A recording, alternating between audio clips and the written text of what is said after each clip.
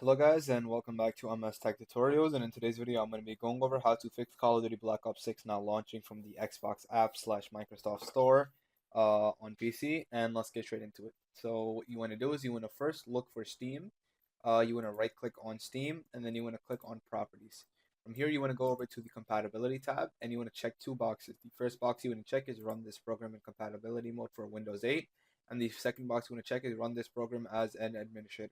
Once you go ahead and check those two boxes, hit apply and then hit OK, and then open up Steam again.